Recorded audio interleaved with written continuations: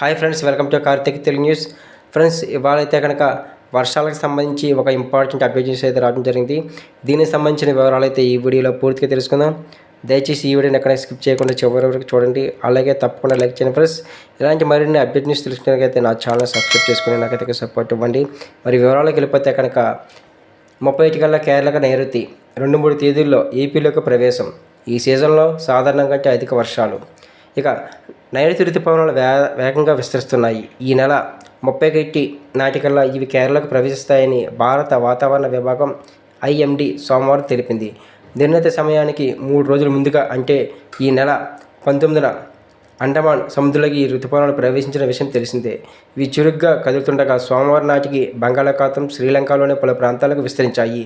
అలాగే దక్షిణ అరేబియా సముద్రంలోని కొన్ని ప్రాంతాలు, మాల్దీవులు, కొమరియన్ ప్రాంతాలకి విస్తరించే అవకాశం మెరుగుపడ్డాయి. ఇదే పరిస్థితి కొనసాగితే అనుకునే దానికంటే ముందుగానే వచ్చే నెల 1-2 తేదీల్లో ఏపీలోకి ఋతుపవనాలు ప్రవేశిస్తాయని అంచనా వేస్తున్నారు. ఇంకా వాతావరణ పరిస్థితులు ఏమైనా మారితే 1-2 రోజులు ఆలస్యమైనది కానీ 3-4 తేదీల నాటికి రాష్ట్రంలో ప్రవేశించే అవకాశం ఉందని వాతావరణ శాఖ తెలపడం జరిగింది. ఇక మొత్తంగా 5 తేదీలోపే ఋతుపవనాలు ఏపీలోకి వస్తాయని అంచనా వేస్తున్నారు. ఇక ఋతుపవనాలు చురుగ్గా ఉండటంతో వచ్చే నెల మొదటి వారంలో రాయలసీమలోని పలు చోట్ల విస్తారంగా వర్షాలు కురిసే అవకాశం ఉందని వాతావరణ శాఖ తెలిపింది.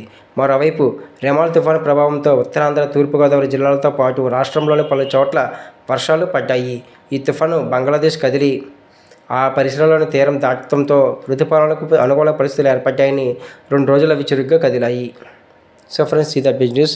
ఇంకా మనకి జూన్ 2-3 లేదా 4 తేదీలో వర్షాలు పడే అవకాశం ఎక్కువగా ఉందని చెప్పి వాతావరణ చెప్తుంది.